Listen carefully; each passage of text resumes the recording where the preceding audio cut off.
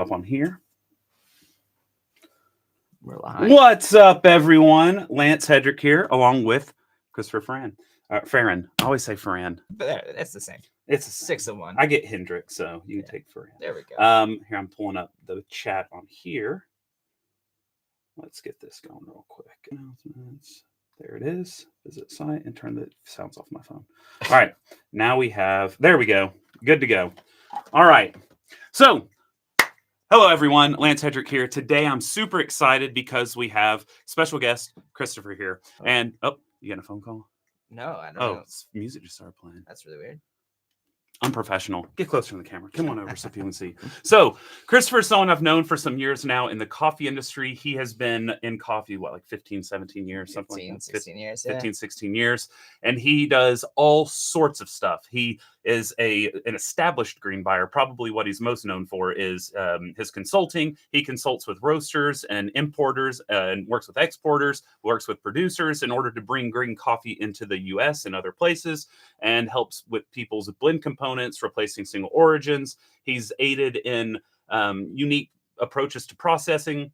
He has a absolute massive database of data that's collected over different varieties, different moisture contents, different screen sizes. He is the biggest brand on sample roasters there is. In the same way, I'm Burman. You could call him Sample Roaster Man, though it doesn't have the same ring to it. But anyway, Chris here is just a phenomenal resource in the coffee world and is aimed at helping others. And in fact, he's got a blog I'll post in the description after this video is done. That is all just free education. And in order to help kind of support the work he puts into that blog, he actually started a roastery. That's a really small kind of, you could call it a boutique roastery called Aviary.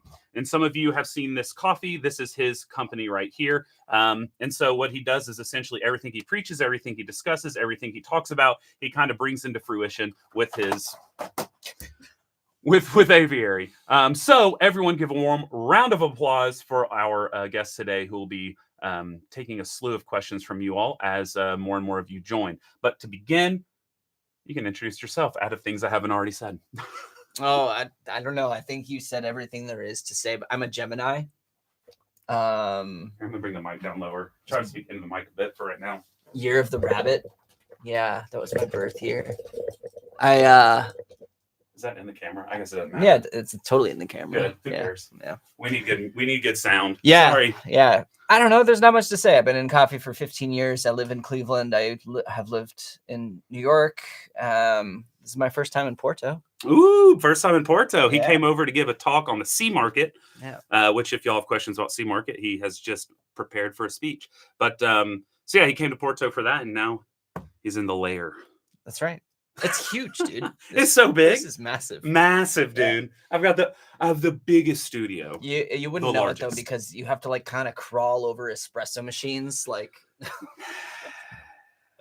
don't give all my secrets away. Yeah. Someone asked, how many blue shirts do you own? I don't know. No. Already it started. I don't own a single blue shirt.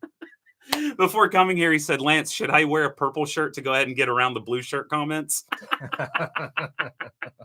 Incredible. Okay, cool. So again, we'll be taking, unfiltered questions into that in that comment section, but I'm going to go ahead and kind of start it off because there's so much that he is known for, and a lot of you may not know some of these things because you got to be kind of in the nerd world to really follow the specificities in which he kind of researches. But some of the big things he's discussed in the past have been, of course, efficacy of sample roasters, but a lot of it has been producer to roaster relationships.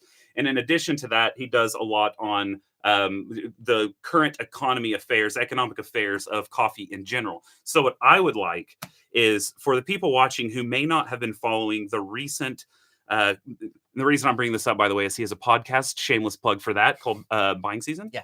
Buying Season, that he runs with Kylie from Verve. Mm-hmm. Yeah. And so anyway, in like as more succinct of a summation as you can give, what is going on in the past 2 years in the coffee market? Go. The coffee market has reached record high prices over the last 2 years, and it's a combination of supply side shortages in the US as well as massive speculation.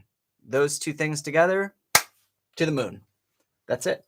That's it. Yeah. And so what have been the effects of that? What have been kind of the calls to action about that? And what has kind of driven it to there? Yeah, I mean, a lot of roasters didn't fix their coffee against the market or buy coffee when the price was over $2. They thought it was What does that mean? Fix. Yeah, what does fixing it mean? So essentially, when you contract coffee in large volumes, you do it on a differential basis, which means a price difference over the C market. You use the C market as your index price, your benchmark. Price, yeah. Yeah. So if the C market is at $2 and your differential is $1, just keep it clean, then your price is $3 FOB, right? So if the C market's at $2.50, then it's $3.50. And so roasters looked at that last summer around May or June, and they decided, no way, the market is way too high. I'm not fixing now. I'm just going to let it roll. I'm going to roll my delivery to the next month or whatever, so that they didn't have to fix against the C market. And so we know that roughly roasters only bought about 50% of what they needed.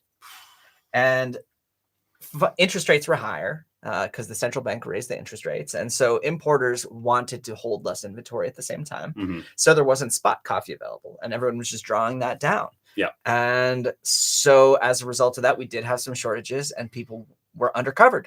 And you can get a report and see the amount of what's called open interest. And so speculators noticed and dumped all of their probably crypto money into jacking up the stocks, and roasters have to keep buying because they're in the business of roasting coffee. Exactly. And just so people know what spot buying means, that's simply when a roaster needs coffee, they try to forecast how much they'll need for a given amount of time, and they'll buy that depending on their means, their capability, and what they foresee them needing. And there are times they run out of coffee and they'll reach out to an importer to buy a spot lot. So something like a quick grab that can be shipped to them almost immediately, and they can continue selling coffee. But in this instance, as Chris was saying, they contracted half of what they normally do. And in addition to that, importers were keeping or storing less than what they normally do. So when the roasters, who on average had half of what they normally did, inevitably ran into no more inventory, they reached out to importers who didn't have inventory because they were holding less. And the little they did have, it was just kind of, I guess, a fight to who needed it first. Yeah. So then importers had to go and buy coffee, and roasters had to buy coffee. And so that created demand. And so that drove prices up, and speculation drove it up further. And so we just had this feedback loop. Crazy. Yeah. So we broke 300 for the third time in history, and we ended up breaking the all-time high. Yeah. Unbelievable. 300's $3 a pound. $3 a pound. Yeah. For those not knowing. But anyway, that's a little preamble to what we'll be getting into. But I wanted to give people time to throw some questions in there as we heard about it. So I've got my phone. I'm going to go through. Someone says they'll be visiting Aviary in November. Oh, really? That's interesting. What does that even mean? I don't know. He doesn't have a place to visit. I'm an Aviary subscriber and a Lance patron. You know, Caleb, you're a goat. Thanks, Caleb. Let's see. Do you have visiting Cleveland for a show next week? Drop recommendations. Oh, nice. Yeah, which show and what do you like? I got all the recs for you. But what do you like? I love it. Oh, Chris, do you like soup? I love soup. He loves soup. Yeah, for sure. And you know what that means? That means something very simple. This video is brought to you by Airtime, which is an incredible resource that I've been using to up the production on these videos. Yes, this is a little ad read for you all right here. So this is Soup Time. I'm on the creator on this. So we've got cool things like this that we can show. Look at that. It's like Inception, but we'll go more into Airtime here in a bit. But anyway, I do believe it is Soup Time. I'm going to brew us some soup because, you know, I'm Superman. So BRB, brewing something tasty. All right, let me get some soup created. And let's see. Our price is, while I'm doing that, our price is going to go back down anytime soon. Yes, Can you let give speculation? me pull up my crystal ball here. And, what does it look like? What is the... So I mean, technically there are very few macro indicators that the price should be as high as it is right now. And a lot of exporters that I buy from are trying to fix their contracts on what's called seller's call because they believe the market's going to go down. But you know, we also have a president who may decide tomorrow that tariffs are 1,000 million% on a country. And as a result, the market could go up again. I mean, we saw that on August 1st when the 50% tariffs from Brazil went into effect. We saw the market jump the next day. It was down almost to $3. And jumped all the way back up to 4. So I am not, well, I am in the business of betting. That's literally my job. That's true. I'm holding. That's all I'm going to say. I'm holding. Yeah. So for anyone curious, I'm going to brew us some decaf because it's almost 7 p.m. here. But this is from Decaf Before Death. This is a wonderful person named Maria's company up in the UK. And this one is a pink Bourbon from Adrian Lasso and Joan Vergara. And it's a decaf. It's experimental wash decaf. So we'll try it out. All right. Why not? Cool. We'll decaf. All right. Oh, I forgot this is unplugged. So let's get this plugged in. Pink Bourbon. Yes. Yeah, baby. A pink Bourbon that's been decafed. Let's go. Yeah. I'm not a big fan of co-ferment or infuses. We've talked in the video we filmed today earlier, but I am not mad at it in decaf coffees because decaf coffees usually are so it gives some flavor. I'm happy with imparted flavor. Because I'm normally expecting not good flavor. For sure. And if you can give me a little something in it, I'm not mad. Grinder is so orange. It's so orange, and that's what I wanted. I wanted that retro 80s orange vibe, baby. And it has Lance Berman Hedrick on the back. That's pretty sick. I know. Yeah. It's actually awesome. I didn't even know they were going to do it. All right. I mean, it's orange. Yeah, it is. Wow, that's orange. Very orange and very umami. Very orange, very umami.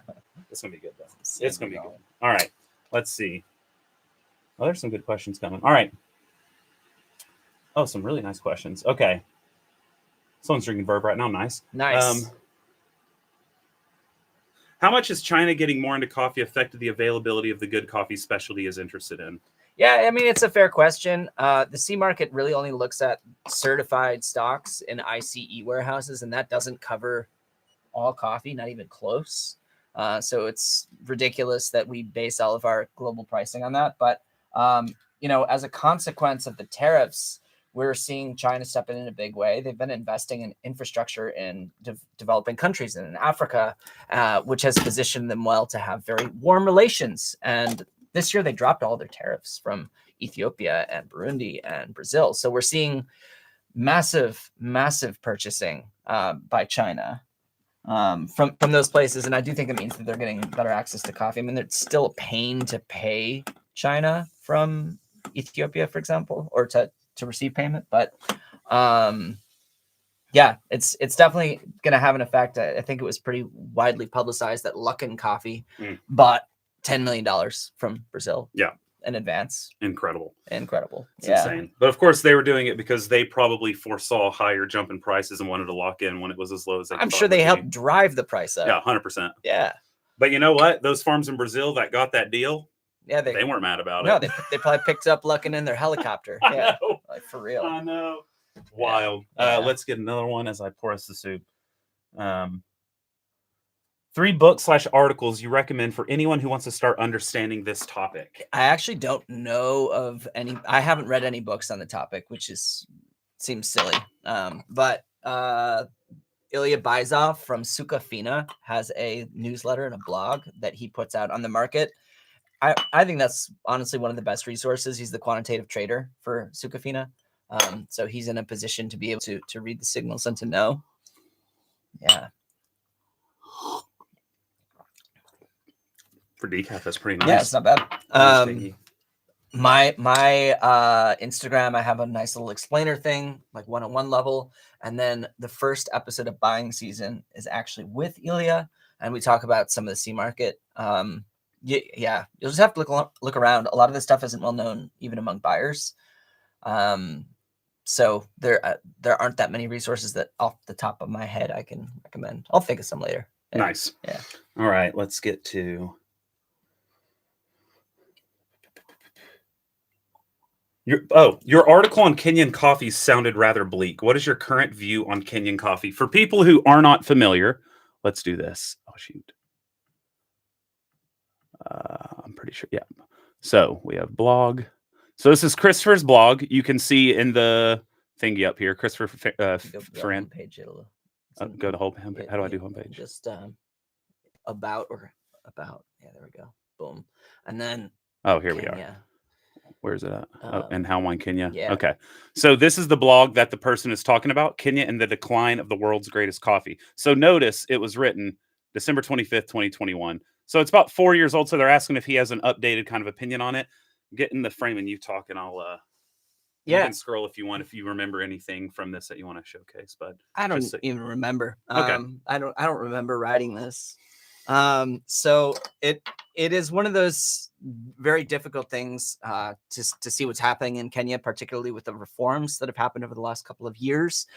We have seen direct export channels open up, but basically no one is utilizing them yet. There isn't a lot of funding or structure for folks who want to take advantage of that. Those who have been estates in the West who are not yet producing the infamous quality that we remember.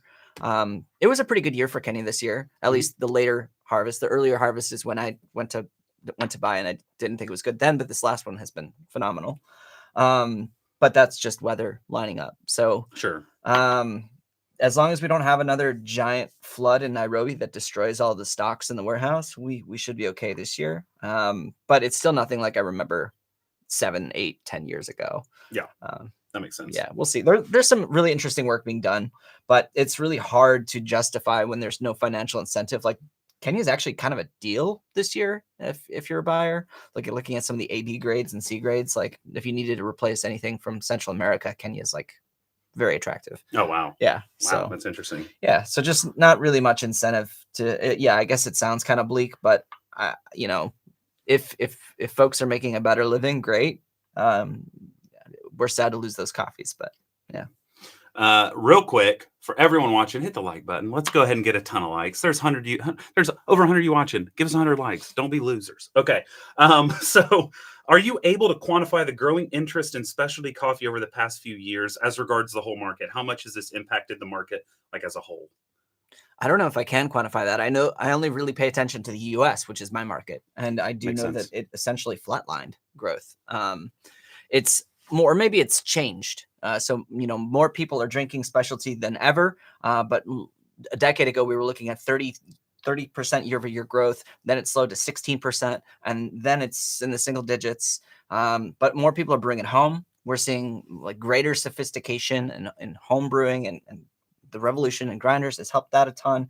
And then, of course, COVID drove that as well. So we're seeing a diversity or diversification in terms of specialty coffee, but I'm not sure how much the market is growing in terms of raw numbers. That makes sense. All right. So the person said they're going to a Bladee show, Bladee. Oh, cool. I don't know what that is. But at the sick. Agora Theater. Oh, looking nice. for Good cool venue. cafes and roasteries, bakeries, and a nice dinner spot. Okay. For Cleveland peeps, that's your man. Yeah. So if I were going to the Agora, I would probably hit up Cordelia for dinner, which is the chef is this guy, Vinny Cimino. He just got named one of the top 10 chefs in the US. And he's doing really inventive, seasonal, delicious food. So definitely hit that up. I like, there's a cafe called Index. That's a multi-roaster shop. And then there's one called Duck Rabbit. They're also a roaster. Definitely worth checking out. There's not much around the Agora, unfortunately. You'll have to drive there. But yeah, if you need other recs, I'll DM a whole list. And now I am going to talk just a bit about the sponsor of this Unfiltered series. So thankfully, I had Airtime step in to sponsor this to make it more worth the while of going through, getting efforts, having dope people like Christopher come on. But Airtime camera is a simple tool that gives you webcam superpowers. Essentially, really easy to use. You can plug it in just like any other camera you have, and it switches, and you have all of these capabilities from camera to creator to a few other options. You can use it to look professional, have fun, whatever the vibe might be, whether it's Zoom, whether it's Teams, WebEx, Meet, or YouTube, wherever it gives you an option to change your camera. You can do Airtime. And on it, you can set up different slides. You can set up different things in order to make it nice and organized. For instance, I bring up websites a lot in these videos. And so being able to just switch and have a website showing or have a video in that camera is a really helpful tool for me. But you can check it out now at airtime.com/camera, and you get a free 14-day trial, no credit card necessary. You can play with it in your work meetings, make them fun again. No one likes to work from a computer, so let's make it fun. Have some fun. You can put little GIFs or GIFs, however you say it. I mean, I love saying Burman, and so we got little Burman GIF there, and we've got a little, I hope you brew something with a winky unicorn because that's the way we do it. But anyway, thank you so much, Airtime, for sponsoring. It makes these a lot more fun, a lot more entertaining for me, and hopefully improves the quality for the people watching. But anyway, that is the shout out to Airtime Camera. Make you look better while you're not looking good at home. That's the pitch.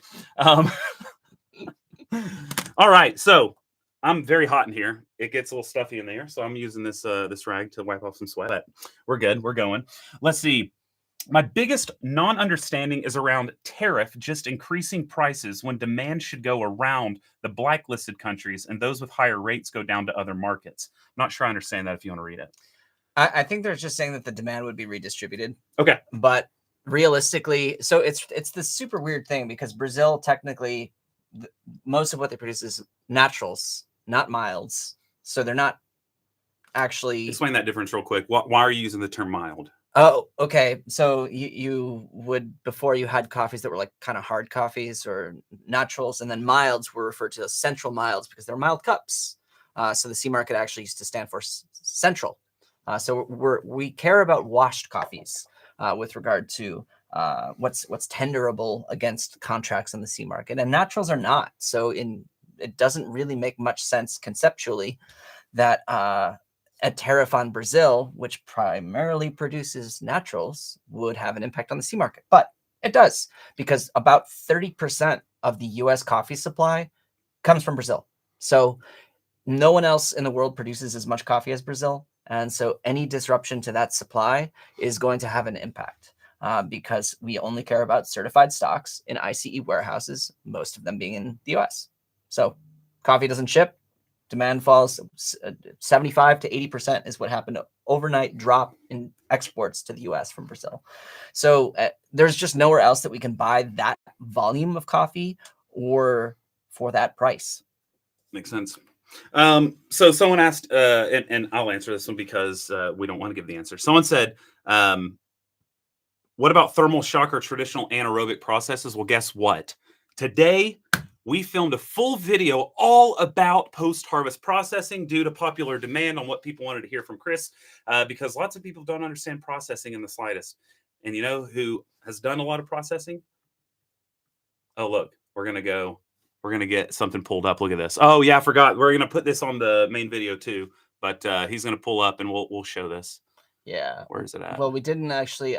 we forgot to talk about it. It's a kind of... It's a glossary. There it is. The sort of glossary. Yeah. That's it. Not oh, wow. This is a long time ago, too. Okay, so let me show y'all what we're looking at. A glossary of... sort of glossary of coffee processes. So you do have this, in which he goes into depth on this. I know this can be intimidating. He put a lot of work into it, though. So if you're interested, you can go through, look at all this. Super, super cool. But we did do a whole video on this today where we dive in to really understand what these processes are doing in order to have a basic understanding. When we see processes kind of showing up on bags, we can sort of understand what that impact might be on the cup, whether it might be a bit more on the boozy side or a bit more on the cleaner, more predictable side, or it might be, something that could have lactic characteristics, which we know from like the beer world could be tropical or could be yogurty. So kind of having a more in-depth understanding, at least I guess I should say more cursory understanding, so that we can follow along with what these processes are on bags. That being said, we also kind of talk about the lack of information on a lot of bags that make it difficult. For instance, well, this is more understandable because it's an Ethiopian. There's kind of one way to do natural in Ethiopia. But even then, there could be a lot of different, like minor deviations from the typical natural that we may not know just from it being called natural that could have a big impact. Or the big example I thought was really nice is this one says it's a 72-hour wash anaerobic. We don't really know anaerobic happened. Did it happen before it was pulped? Did it happen after it was pulped? Was it 72 hours pre-pulped and then an additional amount of hours as it's being fermented during the wash? So there are a lot of questions as to how these are actually being represented. So anyway, that video will be coming out, so we'll save those questions. Yeah, we didn't talk about thermal shock though in the video, so you should definitely look at the blog post because I describe it there. I forgot we didn't talk about thermal shock, and that's a big one. Yeah, well, we can't hit everything. We did our best. There's so many different processes. We did do infused co-ferment, yeast inoculation. We went over everything except thermal shock. That gummit. That's annoying. Have you ever tried to make a souppuccino? A souppuccino? Is that just soup with milk? Oh yeah, that's what my wife drinks every morning. She does soup? Yeah, I mean, we do it on the decent, but yeah. Yeah. Oh wow. Yeah. And it's good. Oh yeah. Like a 12-second shot with Uh-huh. milk. Sick. I've not tried it because I don't do milk drinks. Yeah. But there you go. And she likes like more developed stuff. Yeah. Mm-hmm. Yeah. So this is something a lot of people are suspect that you can't make darker, more developed coffees taste good on soup. It's only for ultralights. But I mean, I've heard this from more than just Chris. I've had a lot of people say they soup darker coffees and add it with milk, and it's fantastic. So Yeah, you can get a lot of body out of it too. boom. And it's just, and this is something, this is a rant, and you'll 100% agree on this, but body has for so long been understood to only be synonymous with like lipids and the sugar, oh my God, what's the word? Whatever. And so people assume that if it doesn't have the creme, if it's not TDS high, TDS rich, it cannot have the texture that something that is high TDS or lots of crema, which is not the only way to experience tactile. Right. And the one of my favorite kind of analogy, I guess, or representation of this is you could have 3 pour overs, all the same TDS, and one of them could taste almost yogurty, one could taste tea-like, and one could taste like milk, right? And so you have different textures in different things that have the same concentration. It's the same style of brew, same water, same everything. Just 3 different coffees can come off with different tactile experiences, or even on the cupping table. Absolutely. Yeah. And on the cupping table, you'll have one that's like, wow, that's a heavy mouthfeel. You go to the next, and it's like, that's really light mouthfeel. Yeah. So texture comes in more ways than just crema. Mm-hmm. Mm-hmm. Someone's wanting to know. Oh, that was about preferences. Do you have preferences on your processing? I drink a lot of washed coffee. I drink honeys too, but they have to be cleaner, on the cleaner side of things. I don't drink a lot of naturals personally. Not to say that clean naturals don't exist. It's just generally not what I'm reaching for in the morning, and so therefore it's not what I present through Aviary. What I would love, and someone can clip this, because this there you do have a blog on this, but and we can pull that up too. But I would love to hear, because a lot of people have, and it's understandable, fears against wash due to the unsustainable nature of it, and sure. how natural it uses a lot less water. There's a lot less. So, what would be your, maybe not defense of wash, but your response to that? So not everywhere in the world is dealing with water shortages. That's number one. Number two is there are ways to make sure that the water you're putting back into the ground does not have a high biological charge, for example, and has had a chance to settle. In fact, if you get a permit for a pulper in Ethiopia, for example, they inspect to make sure that you have something in place. Usually it's a cistern system or the pools, 3 pools for, yeah. So that's the other thing. The third thing is that there are about 80% of the water usage from washed coffees just comes from the washing process. So you can get a wash profile without washing.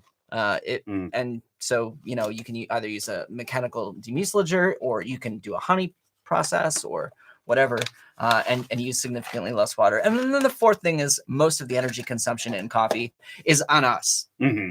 I mean, we ship coffee across the world. I ship coffee to people in Europe, like a single box. It's just so environmentally intensive. And, not to mention when you air freight coffees. Oh yeah, exactly. Which is one of the reasons I don't love to do it. I prefer to buy coffee that's stable and put it on a boat. But, and then, we heat water and we brew it with all that stuff. Paper filters. And it's, I'm not Exxon Valdez here. Like, it's like, I do the best I can. Yeah, but and the thing is we can everything in life can be scrutinized to being an unsustainable practice. At its base, and people don't like to hear this, at its base, coffee in general is horribly unsustainable. No matter how you practice it, the whole thing is horribly unsustainable over the long run. And so unless, like, I don't know, if the most sustainable it could be would be for everything to happen, I guess, at origin, but even still, you're shipping the final product to consuming countries. So that in and of itself, you can't just walk out to your backyard, which would be the most sustainable. Like Chris here has an intense garden at his house that he's constantly cultivating and growing the stuff that he eats at home. That's incredibly sustainable. Doesn't have to drive to a grocery store. Doesn't have to rely on Uber Eats for these things to arrive. Bada bing, bada boom. He walks out, picks it, makes food.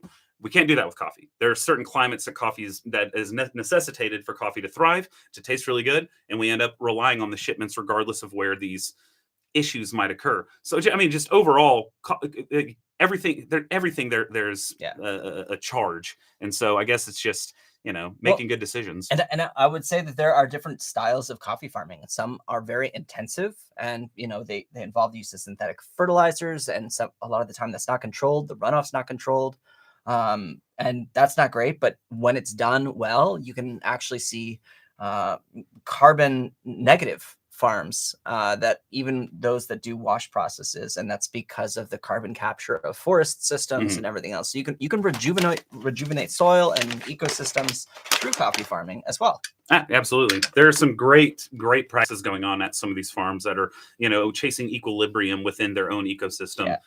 Like I know of some that will bring in sheep because the poop of the sheep have certain minerals and nutrients that are better for the land than if they were to use pesticides or some other, And so there are ways of improving it as a ecosystem. But someone actually asked about the roaster you use at Aviary, and I thought you wanted to talk about the roaster.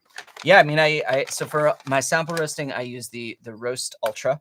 I used to use the L100 Plus, but then the Ultra came out and they added all the features that I asked for, so now I have the Ultra. And then for production, I'm currently using a Stronghold S9X, but beginning in about a month, I will be changing to the Roast P3000. And I will talk more about that and the reasons for that in the future. But really looking forward to making that switch. Inlet control, ride or die at this point is kind of how I am. Yeah. But you heard it here first. Big news dropping. Yeah. Big news. I'm about to brew up some more, actually a V60 this time, so we can have something to sip as we're chatting. Yes. This is actually, you can present the coffee. Yes, this is the 17th release from Aviary. It's from this season. It comes from a producer named Toggle Alamayo. He's actually a washing station owner in Goro, Hambella, Guji. I went to this washing station for the first time like 3 years ago, and it was not being used. They were just producing naturals for the local market. And there was there are a lot of financial reasons for that, but it was at 2,400 meters. And I saw some of the cherry that one of the producers was bringing up, and it was like perfectly picked and sorted, which is what Toggle built his reputation on. And I basically was like, Toggle, if you turn this thing on, I will buy containers of this coffee, which I could do because I was working for an importer. So he did that this year, and this is a traditional washed coffee from that washing station in Goro, and it was one of my favorite washed coffees to come out of Ethiopia this year. So I had to buy it, and it is good. Yeah, and it's tasty too. Let's see. Okay.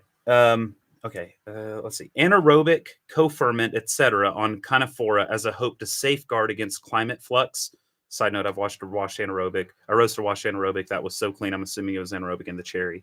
But is that like, I guess he's asking about the potentiality of doing some sort of funky processes to Canephora as a hope to safeguard against the climate flux with Arabica. And I guess you could also explain what that flux, like why there's a fear with Arabica in the climate. Yeah, I mean, so there are its own, Canephora has its own problems in terms of climate sustainability, but the idea is that because it's tolerant at hotter temperatures versus Arabica, which is like kind of a baby and only wants to be between like 15 and 23 degrees, maybe we can plant Canephora as a replacement for Arabica and somehow make it taste good. We're looking at other species of coffee as well, but Canephora being the one that's most widely cultivated around the world, it makes sense. And I've had some that I would say is not disgusting. I've had some that I scored on the Arabica scale, like 83, 84. Wow. Yeah, but they're generally lacking in sweetness or acidity or some other things, even if they are a clean cup that's nice and it's hard with the caffeine content because caffeine's so bitter. So bitter, yeah.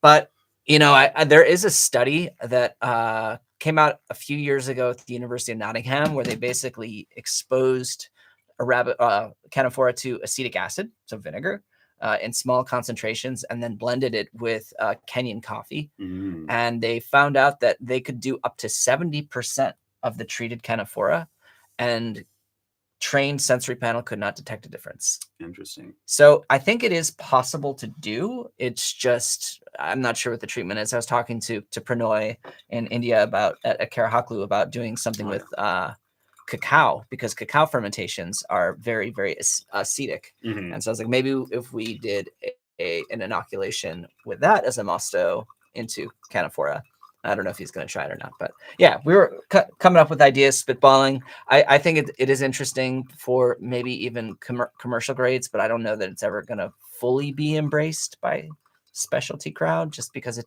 doesn't have the same sensory characteristics. Yeah, that's but, fair. You know, I've given Conifer so many chances. I want it to be good, and I would love for it to be good, but I've not run into even an 83 or 84. Yeah. And I've had a lot of places that specifically do specialty Conifer, and it's just difficult. Yeah. So this is a difficult one because these are your babies. But what was your favorite release this year? This year, yeah, that's a tough one. Probably the next one.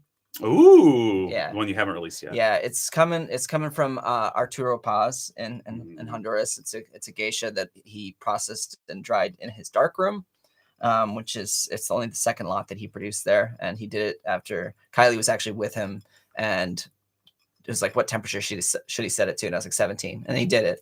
So I got the coffee. Yeah, which I love that. But let's take a quick lesson here. Very often, people will go and recommend to producers to do a certain thing to their process or do something to make it more innovative or interesting, or maybe they read a book or heard a podcast about a process and they're like, try this on this coffee. Then the producer tries it, they take a risk, and then it doesn't cup as well as the person who gave them the suggestion wanted it to cup. It's not uncommon for them, then that buyer, to say, well, I can't buy the coffee. Right. And then the producer's SOL, like, what are you going to do? You did something for someone on a good faith basis that they were going to buy it. They didn't like it. They don't buy it. Yeah. And it's important never to just make recommendations on a whim or like look around and think you understand something, because a lot of the time you don't. You're missing the cultural context. You're missing, some of the subtext there. But this is a case where I was going to buy the coffee no matter what. And I don't know, I've been doing this a long time, the post-harvest processing work. So I'm reasonably confident in the bets that I make. Yeah. But I will find a home for it no matter what. I was going to say, regardless of whether you buy it, you go through with it, which is what I want to point out. Yeah. That is a commitment Chris has made, is even, and we don't have to name names, but you even had one coffee that came quite faded this year. Yep. And you ended up rehydrating it just to salvage it, and bought it anyway, and still was like, well, I made a commitment. This is the coffee. And didn't ask for, credit from that's a very common way that importers, if they get stuck with a coffee, rather than having to go to the producer and they say, I want a credit. No, I agree to pay $19. They paid $19. Yeah. Yeah. And figure out how to make it better. And in that case, you rehydrated it. I rehydrated it. Yeah. Right. Changed the way that I roasted it. I rehydrated it and did my best to showcase the things that I still loved about that coffee. Which I love that. Oh, this is a good one. Any recommendations for home roasters on sourcing green? People ask me this all the time, and I don't know what to say other than Sweet Maria's. Yeah, Sweet Maria's for sure. Bodega through Cafe Imports, Showroom through Crop to Cup. Showroom actually still might have some of the Ethiopians that I worked on. I am going to be working on a project to bring in very small lots as a way to find a home for some of these experiments. So I've been working with an exporter for the last year.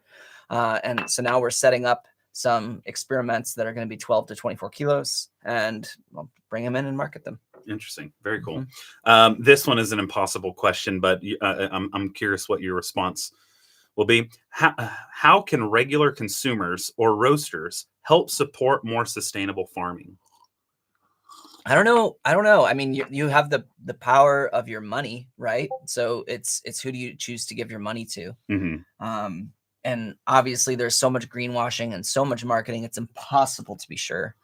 But you can look around and do some research. And my hope with Aviary is actually to help producers build their brands, so that when you see, for example, Finca San Jeronimo Miramar, the last release I did from Guatemala, when you see that name, that no matter who is roasting them, that it's coming from a place that is doing regenerative style farming.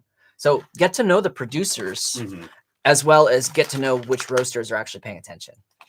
Yeah, I think that's a good answer. And I always talk about, as Chris started with, it's all about the money, right? Money talks. And we know that from a lot of different things in life. That's not a novel concept. Yeah. Money talks. And it's hard to know who is partnering in specific ways in order to know where to put your money. That's one of the top questions I get is, I want to ensure my money's going to a more healthy stream of income. So like where I put the money, I want that person to be putting their money in a good place and and have a chain effect. And that's going to be an impossibility to ensure of every time.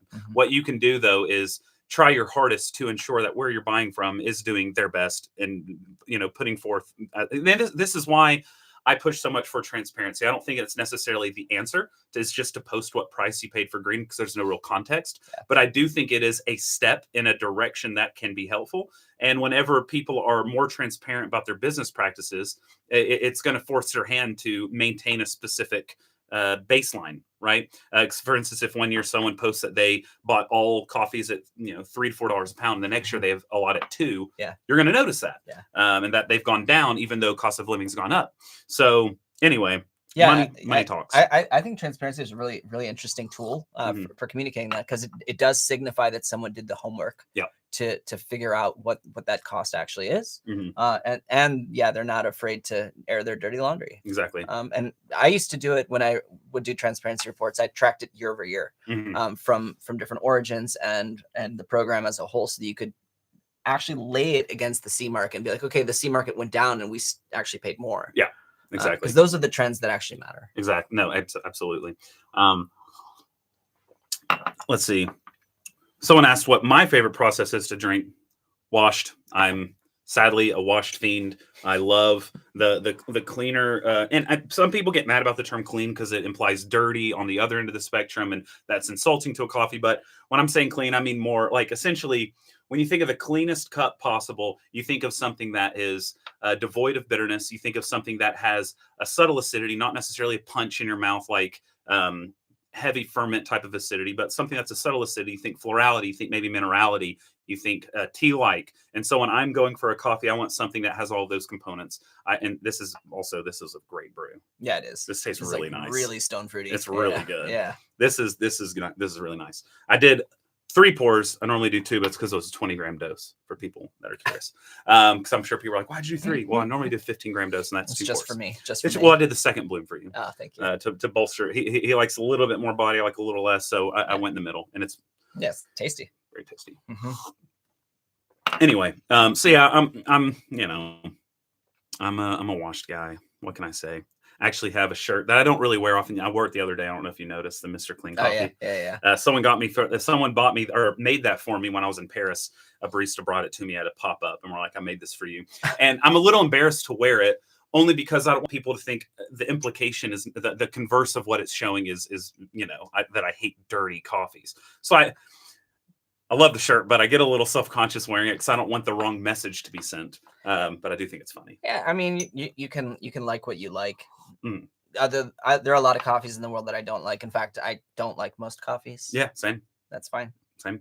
Yeah. This is really nice, actually. It's a great green. My bag of this has been stuck at customs. Yeah. And so he gave me the rest of the bag he was brewing at the festival. So I'm really happy about that. And now I've got to really push customs to give it to me. Let's see. I've had specialty Canaphora, and only the more perfumey lot tasted nice on the cupping table. I mean, yeah, that makes sense. Yeah. Any possibility of decaffeinating at origin? Interesting. Yeah, I mean, they do decaffeinate at origin. Yeah, with the ethyl acetate largely, yeah. Yeah, and also a mountain water process at Descamex in Mexico. I didn't know about that. Yep. Interesting. Okay. Yeah, so ethyl acetate does happen in Colombia. It's a byproduct of sugarcane lands. Did a whole video on it. You can go watch that. But I am doing a few experiments to try and do small scale at individual wet mills. So far, the results have not been as good as I need them to be, which is I want 50% caffeine reduction or more. But I'll keep trying. Yeah, nice. All right, so this is a good question regarding sustainability. If a rehydrating protocol could be proven effective, would it make sense to ship beans that have been dried below 9%? I imagine due to potential mold or whatever, but would it make sense to do that? Yeah, I have 3 blog posts about that. I know you do, but I didn't know if you want to give a little succinct. Yeah, so we can't give them too much homework. They won't do it. I do want my coffees to be dried to below 9% all the time because I like how they roast and I like the shelf life. This one, I think the moisture on it was 8.9%. Interesting. Yeah. So that's when I'm contracting coffee and doing processing, that's what I look for. So real quick, tell people what coffees are normally dried to. the range? They say 10 to 12%. It depends what meter you're using to measure it, because they're calibrated differently. But that's the standard. It has to be below 13, but 10 to 12 is generally the recommended range. But I like mine like 8 to 9. So doesn't Rayo do the same, like 8 to 9? No. Oh, he's higher. No, he's higher. Okay. Yeah. Most folks are. Oh yeah. no, he was. I remember now. When he was talking about 8 or 9%, he was talking about having defective qualities. Yeah. I was trying to remember what was in the book. But too high. What's the issue with too high? Too high they're very vibrant when they're fresh. Just that high moisture is delicious, and it creates a lot of texture and intensity and vibrancy, but they fade very quickly. Yeah. Yeah. So we care about lipid oxidation a lot in green coffee, and higher moisture can also have microbial activity and enzymatic activity. Mm-hmm. And so the coffee basically just decays itself, and you're left with cellulose and paper. Let's see. Okay, so someone asked again, where's to buy best for small amounts as a home roaster? What are the three named again? Is Sweet Maria's? It was the one from Showroom, Cafe Imports, and Bodega. Yeah. So Showroom from Cafe Imports, which they're in Minnesota. Yeah. Right. Then Sweet Maria's and Bodega. Yeah. Yeah. And then some roasters, if you're friendly with your local roaster, if you just ask them really nicely, hey, can I buy a kilo of your green? They'll sell it to you for sure. Oh, and someone said Showroom's a goat. So we have someone who likes Showroom a lot. There you go. This is a good question, because I think there's a good rant to go from this that we could both chip in on. But if buying a bag of coffee with an SCA score, in your opinion, what is the minimum score that would guarantee a good cup? No, you can't, because we use the SCA scores for green. We don't use them for roasted coffee. They don't apply. There we go. So the issue is and this is a big issue I see with people is, you have lots of voices in the industry that will say, oh, we just contracted, an 87.5 point coffee. And people think that's what it guarantees in cup, when in reality, they're referring to their sample tasting, right? Yeah. So they're scoring it based off of the potentiality of the green to the best of their ability. So a lot of times when people score something in 88, that might be off in a Kawa roast, which is not an 88 cup, like a cup that you would not score on COE evaluation 88. Well, right? COE has its own system too. Exactly. Yeah.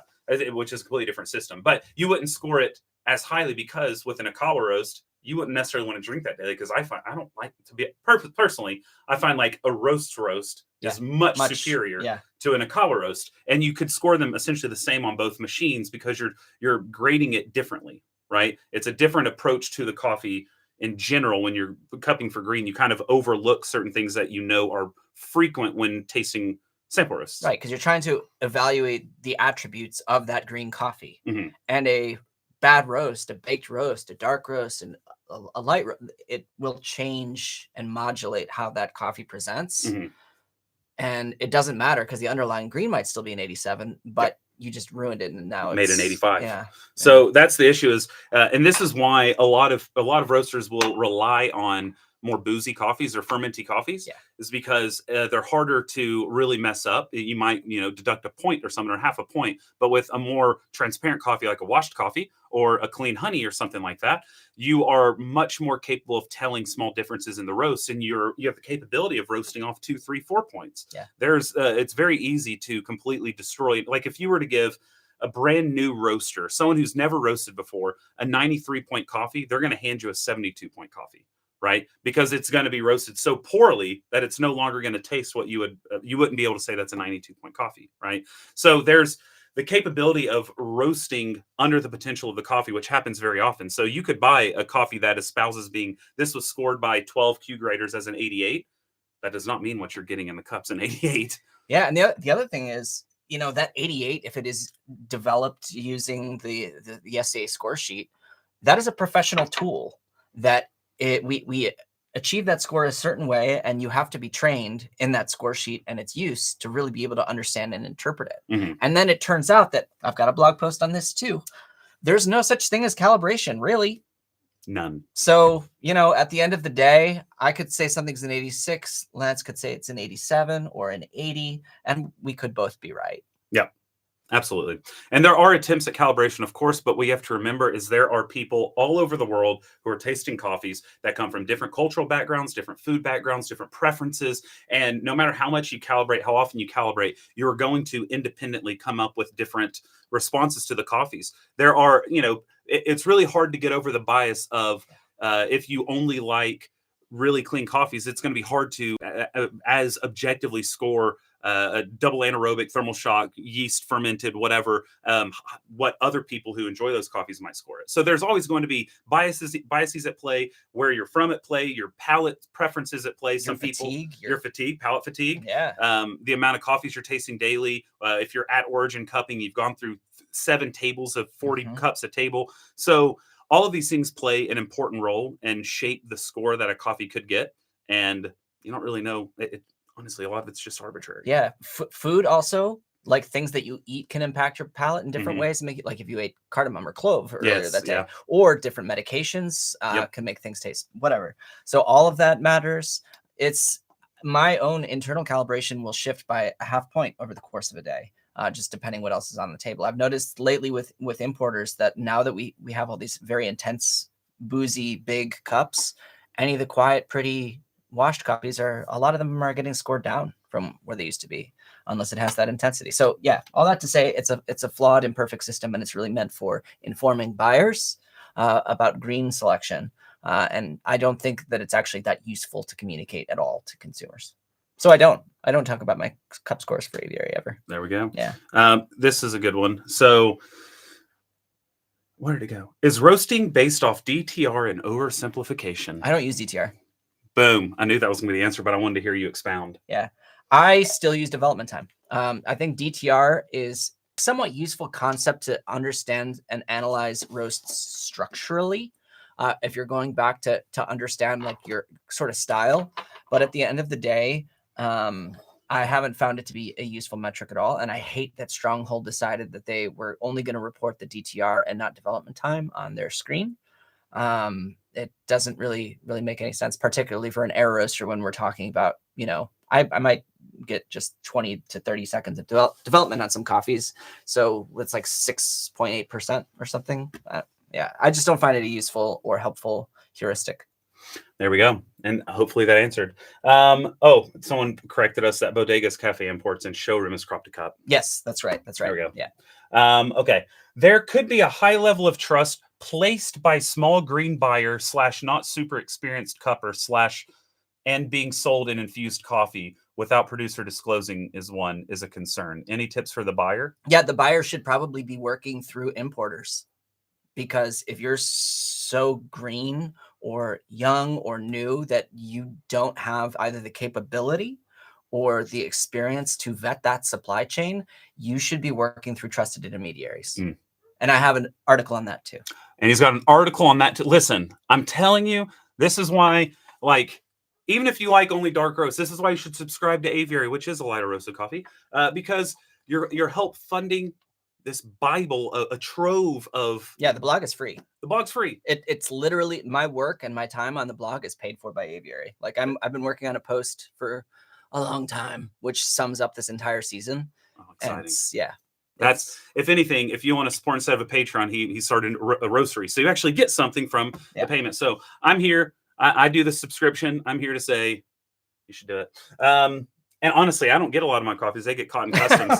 I'm just happy to pay it, because it's like I view it as like a Patreon membership. Doesn't bother me. Well, it does bother me. I'd like to have a coffee. Yeah, I'd like to. Yeah. You know what I mean? Support's the main reason. Someone says, I love soupy soup. Yeah, soup. Same. Yeah. Broth, baby. I love it. Let's see. Ooh, big fan and aviary sub here. This is a question for Christopher. I was wondering if there's terminology in the process description to hint towards quality improvements, i.e. sorted, sterilized, etc. Yeah. I think that if you see anything was sorted for ripeness, for example, floated is another one. Mm-hmm. Anything where you're rejecting coffees that would normally just be passed on, that's a pretty good indicator. Anything that indicates there was temperature control, that's a really big one, whether it's, fermented at this temperature or fermented inside or dried under shade, things like that. That's a pretty good sign. Yeah, I like that.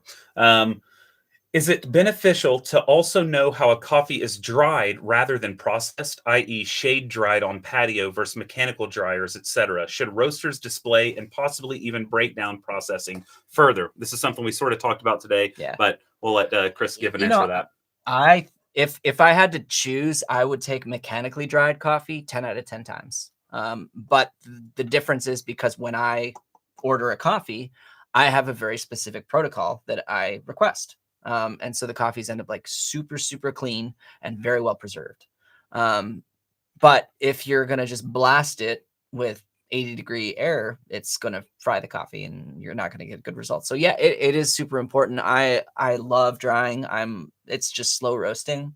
And so of course I have thermos couples and things that I put in guardiolas and whatever. But yeah, I think it's super important. And drying is one of the most overlooked parts of our post-harvest processing. Yeah, the speed at which that moisture is leaving the bean. I mean, that can have such a huge impact on the cup. Yeah. So with mechanical, you can control more of it. So there's a higher potential with it. Mm-hmm. There's also it's generally used just to crank it out. Yeah, so that you can dry it faster. But if you're using it in a way to slow it, make it a very controlled process, you're able to have much more. I guess you'll be able to have much more consistency across the full dose. So to speak. Exactly.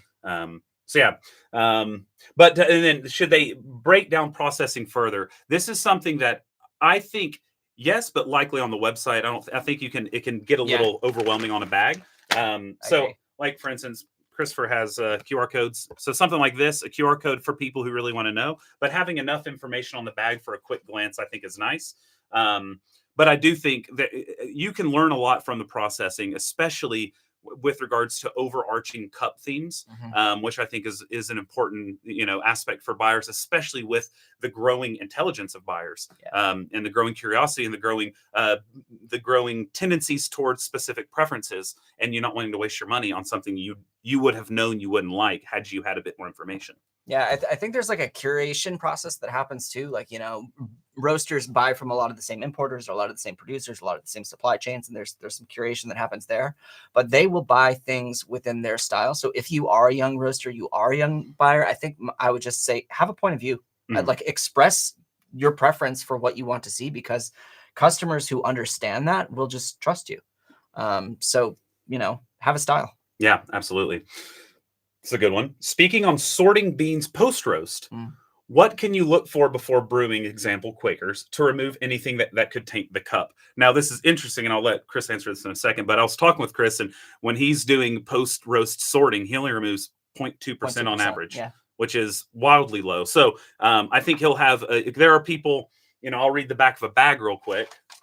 There are people who, put on their bag, no compromise on Quakers. Quakers are unripe beans that make coffee bitter, astringent, and vegetal. We remove Quakers for cleaner, smoother flavor. It's a ton of work, but you'll love the result. And it seems that you're not necessarily of the same mind. No. So what is your thought on it? Yeah, well, I mean, Quakers aren't necessarily unripe. There are a lot of reasons that they occur in a coffee, and they're not always detrimental to the cup. I've done a lot of cupping back and forth where I spike the cup with a certain amount of coffee that I've removed if I've aggressively sorted, and generally I find that it gets more fruit, it gets more complexity, it gets richer, and it depending on the coffee, the coffee, rather than like you can get like a laser beam focus in a cup, but they become pretty one note to me.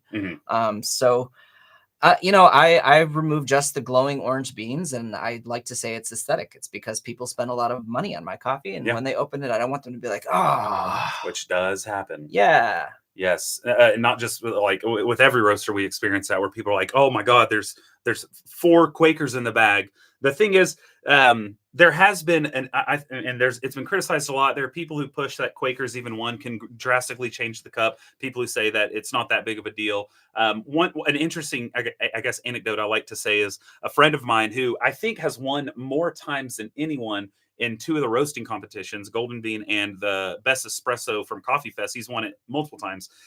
Whenever he was competing, he would purposely leave in a specific amount of Quakers because he found it brought more creaminess to the cup in the espresso competition. Yeah. And he would consistently win with this coffee that was actually pretty riddled with Quakers. Yeah. And his whole belief was when he took them out, the creaminess of the espresso went away, and he wasn't able to have that kind of blueberries and cream note that he was able to get with Quakers included. Yeah. I mean, I speculate that the reason that the G4 blueberry Yirgacheffe and Sadamas existed 15 years ago is because of the Quakers. Like, I think that if you sort them all out, it's probably like a booze bomb. Yeah, that makes sense. But the Quakers kind of like smooth it out, like oaty kind of. Yeah, totally. Just creamy, some sweetness. Yeah, that's it. Absolutely. So, I mean, I will visually sort a Quaker if it's just like right in my face, but I'm not someone that will dump out my whole bag, and I'll, sit there and painstakingly choose any off shade. If I can see the oranges or I see something that's wildly off color, I do pull those out. It's more so, again, it's an aesthetic thing, a psychological thing for me.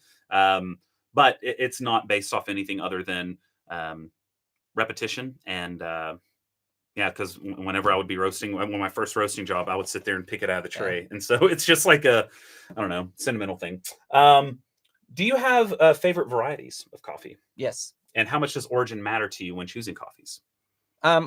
Origin doesn't matter insofar as, you can get good coffees from many places that grow coffee. Mhm. And as long as they have the conditions to support it, healthy soil Mhm. and so on, and good, clean, hygienic practices. But Pink Bourbon, man. Pink Bourbon and Kenyas, those are my babies. Yeah. SLs and SLs and Pink Bourbons. And I was sure. telling, and that's why I did the little Pink Bourbon decaf. I thought it had to be pretty decent. But I am same. Yeah, I got a big piece coming up talking about cultivars and varieties, and it goes deep. Oh, that's exciting. I love what I love about those two coffees is they usually have a pretty intense, like pink lemonade, like punchy acidity. Yeah. And the way I like to brew is actually tends to lessen the acidity. So I need something that's a bit more punchy than really soft in order to have an acidic presentation in the cup. And they normally give me exactly what I want. They give me that that lemonade, that kind of punchy acidity, the tangerine, the grapefruit, whatever it might be. And then I'm able to tame it within like a very tea-like silky body, lots of florals, lots of aromatics. I love me some Pink Bourbon. What is your least favorite of the boutique or exotic varieties right now? Cedra. No question. Yes. Same. It's it just is. Yeah. Cedra has been the thing that's let me down the most. It was one of my favorites back. Yeah. I mean, I used one in my first ever Brewers Cup where I came third place in the U.S. I used a lactic processed Cedra, and I absolutely loved it. I adored it. It was fantastic. It was like tamarind juice. It was super nice. But yeah, ever since then, I kept going back to Cedras, hoping for that really intense, like more, I guess I would say more red malic acidity. Sure. But it's turning more and more into a green malic, and there's a lot of vegetation in it, some savoriness that's come through. Very herbal, lots of herbality, and I'm not a fan of herbal. I get that in a lot of very doted coffees from more well-known producers. I get the savory element from these more alternative processes I'm not a fan of, and I tend to get that more in Cedras than most other coffees. Same. Yeah. Yeah, I mean, Gesha is my favorite boutique one, though. I just being honest, I love me a really nice Gesha. I mean, who doesn't? But I mean, that doesn't mean all Geshas are great. No, I'm not a buy the Gesha kind of guy. I'm only buy the Gesha if you are aware it's a really nice one. And it's something that you're happy to spend your money on because you've tried it, But bring me back a Caturra and I might be like, woo! You give me a Caturra that's like really well done. Yeah. I mean, I'm not going to complain. Especially if it's got... Actually, I had a really nice... I think it was...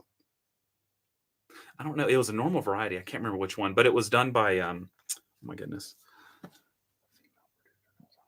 Oh, that's Ida? No. I don't know. Which one? Ida. Oh, Ida. Yes, Ida Battle. I couldn't remember her name. Sorry. The one from Ida Battle. I thought you said something else. So she says it's a Bourbon, but Tim Hill did the testing and it's actually SL. Oh, well, that's why it was so good. It was I think it was a Kenya process or something. And it was incredible. Kilimanjaro, I thought it was a Bourbon. Her farm is like the highest point on the mountain. And it's so good. I got like 4 different coffees, but that one, the Kenya process, I was like, this tastes like a freaking Kenya. It does. And that's why. It's an SL34. Unbelievable. That's hilarious, actually. Yeah. Well, dialed in on Kenyas, baby. I've got SL28 tattooed here. Oh, yeah. It was inspired by a picture of it, of course. Sure. But that's hilarious that it was actually SL34. Yeah. I was thinking, dang, that's a good Bourbon. I know. I mean, it was still a great coffee. In fact, it makes it... Well, it's fine. It's interesting because like if you go back in some of the old literature, they refer to it like Bourbon Salvadoreño. Yeah. I'm like, is that actually SL? Yeah. That's hilarious. Well, okay, it takes away from... I still say a good Caturra is great, but I was just thinking, that was like a more normal, especially in El Salvador, more normal variety. For sure. That's hilarious. Okay, well, crush that... whatever. Okay, let's see. We'll do just a couple more and we'll head off. But hey, we got 140. We better have 140 likes or I'm coming after you. Go coarser. Um, let's see. How long after roasting is best to cup? Now, this is a big This question. is a very big question. I've answered it a lot, so I'm gonna let Chris answer. I think it depends on your intention. If you're cupping because you have to make a decision very quickly, then I would say it's okay to cup it as soon as possible. You just have to know that the cup will not have opened up all the way. If I have the luxury, I will wait 2 days to cup after roasting, because I do roast in a very light sample roast style. But that really just depends. And then if you're a home brewer, I don't know if I would actually recommend cupping. I'd say just brew the coffee the way you like. See, I have a history of recommending cupping for home brewers, but the reason is I think it's a great way to force yourself to train your palate. Sure. So, because a lot of people want to really be able to pick things apart, and whenever you're cupping, you can't just slam it, right, or you can't mindlessly drink. Mm-hmm. So in one way, it kind of forces someone to sit and actually focus on what they're doing. But the second thing is, you can take very little, 8 grams, 10 grams, and you can figure out how it's going to best taste, as opposed to wasting 20 grams, assuming it's great on V60 and then finding out it's not that great on filter. And so it's been, for me, a way of wasting less coffee to figure out which way, like, because there are times where you taste coffee, oh, this is my espresso coffee. Yeah. This is my filter. And so instead of wasting 3 shots dialing it in to find out you don't like it on espresso, you could cup it and get an idea of, this tastes more. Anyway, so sure. For me, it's just been you don't need to waste beans when you're cupping, because it's like 8 or 10 grams. You are forcing yourself to really get acquainted with the coffee, and then you'll be more informed and prepared to brew it without wasting. That's been my whole spiel on it. That said, I don't think you necessarily need to cup every week, but I do think it's a helpful practice for the more serious ones who want to develop palate, who want to be very, especially if you like a really expensive coffee. I definitely recommend it, because there are some that I'll try and it's like, it's good on filter, but I wish I saved it all for espresso, or vice versa. And if I would have just taken 8 grams of a 50-gram bag and cupped it, then I'd have 42 grams left to do some fun stuff. I'm gonna do a soup of this, because that filter was so good, but I was like, yeah, no, it wants. Now I want an acid bomb. Yeah. So let's just do one more. I don't want to over caffeinate you, because you have to get up early, but yeah, I do. I can drink it all. It's fine. No, I'll just have a little bit. I'll have a little. Yeah. He's not a teetotaler. So someone said, what gets you most excited when you find a green you like? Oh, I don't know if I get excited anymore. Oh, interesting. I don't know. It's like, it's a technical exercise, and I drink so much nice coffee all the time. I get excited when I like the producer and the coffee's also really good. No, that's a good answer. Yeah, I like that a lot, because I don't buy based on cup. Yeah. I mean, I do for my clients, sure, yeah. But for aviary, I don't. You do it more based off story? Story, yeah. If there's something that I think is interesting about the coffee, or a through line that's interesting, something I'm curious about. Obviously, I drink my own coffee, so I have to like it well enough. But I don't say only 80, 88 plus or whatever. I don't have an arbitrary threshold. I've bought coffees for aviary that are as low as 86. Wow, as low as 86. As low as 86. I'm just kidding. For those of you who don't know, that's not that low. No, it's not. That's pretty high. Yeah. But that is, he is doing a more elevated coffee experience anyway. So you would imagine, it would be on the higher end of things anyway. But yeah. What do I mean by go coarser? I mean what it means, baby. Grind coarser. Grind coarser. Always go coarser. Aviary subscriber, big fan about the history of coffee cultivation in Ethiopia or other origins. What about it? Big fan. Oh, sorry. Big fan about the history. Oh, is that a blog post? Yeah. Okay. Yeah. So they're a big fan about it. Oh, thank you. Okay. How can coffee producers understand and learn about drying coffee? Before you answer, I do want to say, I don't want people to think that this person is assuming unintelligence on the side of the producer. A lot of producers don't have a lot of, for instance, I was talking with Vera Espinola, who is a brilliant woman who has her PhD and is doing a lot of good work in Central South America. And she tells me that producers have, they don't have most of them don't have access to the resources that you might imagine they do. You might think they're all these incredibly well-educated on processing, on drying, on all these things, when in reality, a lot of them grew up and they got their farm from their parents. It was handed down to them, and they're doing what was done, which may not be the most up-to-date scientifically. They may not know their own costs. They may not know what their cost of goods are daily. Yeah. And so that is, I don't want people to hear that and have their, I'm offended ears, because that's reality. Like a lot of them want to learn drying, want to learn these different things, and don't have the resources in order to get that experience anyway. Yeah, so many of them are also only in English or Portuguese or Spanish. Yeah. So if you're outside of that world, then even if you could access them, if you did have a subscription to whatever journal article that it's paywalled behind or whatnot. Yeah. And there's also a lot of the time a misalignment of incentives. So a place like Colombia, for example, it has a very developed system of export. It has a lot of research and support behind it. It does have access to materials. Sendi Cafe maintains a library. But then the FNC comes and says, just basically dry it as fast as possible and export it. And if you spend too much time drying, then you're reducing your capacity. And well, it's because they make 6 cents a pound as it's their tax. But it's not in a producer's incentive to keep it on the drying beds another 20 days and pay the labor and potentially run into capacity issues and bottlenecks. So they got to turn that space over. So fundamentally, we have to be willing to pay more for that coffee and that preparation if we want it. Yeah. So if you're a producer and you want to learn more, there are ways to do it. More than ever, there are resources and even discords available to coffee producers. Discord's like Discord? Yeah. Oh, interesting. Yeah, there are servers set up where producers can exchange ideas and chat. But what might be cool is do you have like a list of these things? Yeah. Is it like a resource already online where they're all listed? No, but I can put that together. I think that'd be sick. Yeah. I would post all about that. Yeah. I just did a drying workshop in Colombia, and it was one of those things that like I didn't get paid for it. I was able to donate my time because of the aviary sub. Mm-hmm. And the exporter brought me down because they had a lot of people who wanted to learn this specific thing. And so all I did was basically compile all the research together and present the research. And that was a way to give them access to that. But maybe it doesn't make sense for their operations and their business. That's fine. Yeah. I love traditional Italian espresso. Saka, shout out. I just brewed him some sake today, but it was too fresh. It was really bitter. It's still so fresh. It came in yesterday. So anyway, since watching all I hear is soup.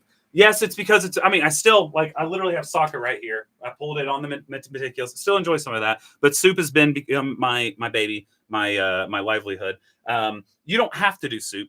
I'm loving it. And so this YouTube, both unfiltered and normal, I do what I'm excited about. And right now I can double soup if I want now. I got a second OXO because I'm absolutely a soup crazy. Wait, do they screw into each other? They could probably. Can you? Oh yeah, they definitely double will. soup. Oh, you can double soup that. Check that out. Oh my God, I'm gonna double soup. Whoa. Why not? I'm gonna double soup. Just make sure it's all connected. Yeah. Oh baby. Where do you put the coffee in the top or the probably? No, it's already in the bottom. Oh, okay. Yeah. So, it's already down here. All right. Maybe we can build double souping. Yeah. Here, we'll let y'all see the double soup go on. Oh yeah, we're double souping. Hopefully I don't lose pressure with all these connections. I know. This is so exciting. This might be the world's first double soup. It might be. Actually, I don't know. EAF's kind of crazy, and I think some of them are watching. That's fair. But I got to get all that water from the top chamber. It's the same. It takes forever to build pressure because, hey, it gives a really gentle saturation because how long it takes to build pressure. I am losing. Yeah, you are. Got to get some Teflon tape. Yeah. Well, double soup doesn't work. It'll get through eventually, but... What about triple soup? Oh, there we go. It started getting some pressure. There. We got it all out. All right. All right. Well, double soup was a fail, but we had to do it. Maybe it tastes good. I don't know. Oh, it's going to taste brilliant. Are you kidding me? It's good coffee. Yeah. All right. I love that so much. That is my favorite thing. Yeah, it still smells good. It's going to be good. Yeah. We'll give you just a little bit. There you go. And I'll take the majority because I don't need sleep. Still smells good. Yeah. Mm-hmm. I bet it's going to be delicious. That's the secret. You need just a little airscape. Yeah. It's great. Yeah. That's money. Okay. Glowing orange beans. We're just talking about intense Quakers. They were saying going under a black light. Could be, but... Yeah, sometimes. But yeah, we're talking about just what he's talking about. It's only 0.2% he removes. He's talking about visibly intense Quakers that are like anybody who doesn't even know coffees and go, why is that there? Yeah. Right. Aviator subscriber, big fan. Any recommendations for books or resources about the history of coffee cultivation in Ethiopia or other origins? Oh, cool. So yeah, they're Here, let's first put it on so they can see you scroll to it. all right. Let's do this. Cool. There we go. Whoops. Shit. So on my website, you can go to resources and then bookshelf, and you can see a whole list of recommended resources here. And I'll add a couple others that I have read since this was put together. But for example, on Ethiopia, there is Coffee Atlas of Ethiopia right there. Boom. You can click on the link and get it. It's a beautiful book. Lovely. Very educational. Look at this. He's just got a blog for freaking everything. Yeah. And don't worry if you're a bit late to this. This will be posted right after we're done. Found one that was basically still green in a bag once. That's funny. That happens. That happens. That does happen. And it's not because it was actually being roasted. It could have been caught like in the tray. Yep. It could have been during the bagging. Maybe it was on the wayfill somehow. I don't know. I guess it wouldn't be on the wayfill. A lot of the time in roasters, coffee will either get caught in the charge gate or in the trier. So, the trier. That's fair. If someone doesn't check the trier and it's caught in there. Yeah. Need more SL28 and Peaberry in the Aviary sub. Why Peaberry? I guess high sweetness, the idea of higher sweetness. Yeah, we'll throw some screen 14s in there. There you go. Yeah. Little screen 14s. Yeah. All Peaberry is just it's a mutation where it's a single bean instead of a double. So they say it was higher sweetness because of it. Yeah. I think that's just easier to roast. Yeah, they are. Yeah. Anyway, bought expensive coffee from well-respected roasters that tasted like potatoes in cupping. Oh, potato defect. Yeah, potato defect. I read about potato taste defect, but this coffee was from Colombia.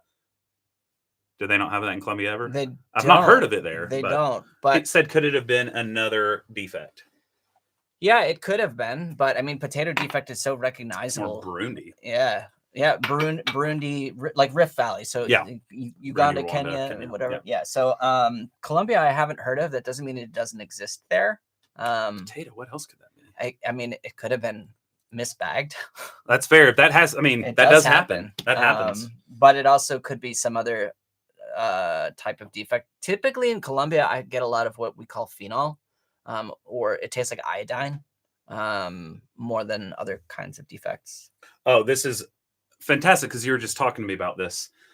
With the Aviary subscription next year, would you consider combining releases while shipping them so one can be ready to drink and the other you rest? This way it saves on shipping. Yeah, I was talking about doing this for international specifically. It's been such an ordeal this year with the trade war and everything else and customs changing every week. So I think I'm going to have a quarterly schedule that people can opt for if they're international. US, you're just going to get it every month. Well, I think 3 at a time is great. Yeah. You can let one rest 3 months. That's not a problem. Yeah. I think that's a great idea. I was just thinking, would it be a good idea for me, a person who likes pour-overs, to buy the OXO and a milk frother to make cappuccinos? As Chris was saying, his wife, that's what she does. Not with the OXO, with the Decent. He has a soup profile essentially, and she does soup and milk. Yep. Good to go. Yeah. So yes. Is there any concern that genuine washed coffees will be harder to come by with all the new processing methods coming out, some of which are listed as washed but have some extra processing? I will say, before Chris answers, because he'll have a better answer, but I find it's kind of funny. I remember years ago, Matt Perger was doing a talk somewhere. Do you remember this slideshow? Okay. On the slideshow, he put I can't remember what year, but he showed how washed coffees were essentially going to go extinct. You remember this? So funny. Anyway, I'm gonna let Chris actually answer it. I think it's just a curation problem. That's all. I mean, still, if you look at Ethiopia, which is what, the 4th largest exporter, 5th largest exporter, the majority of coffees from there are traditional washed. So there are massive volumes of these coffees still. But in specialty coffee, we look to our peers for cues, and often folks are trolling offer lists to figure out what green they should buy next. And so suddenly everyone's buying coffee from this one producer who does that process, then pretty soon everyone's carrying coffee from that one producer with that one process. So that's fair. I think it's a curation problem more than anything else. There's still just a small fraction of all coffees traded globally. Oh, nuts. Someone said the EAF Florida group did a monster OXO soup. So more than that. God. Dang it. Mine was first online, maybe? Maybe. Prove it. Mine's first documented, probably. It's true. No, I'm kidding. Okay, I think we should probably be Okay, one more because the earlier answer was kind of a get out of dodge answer from you. So we're going to make you answer it this time. Earlier, someone asked what was your favorite release this year, and you said one that's upcoming. Yeah. What's the favorite one that's been out that people have tasted? From this year or of all time? No, just do this year. Probably 11, which was the geisha from Lena Rodriguez. That was my favorite too. Yeah. So good. And for people, I kept the bags. I loved it. Nope, that wasn't it. No, that one's great too. Where but, is yeah. it? I showed it to you yesterday.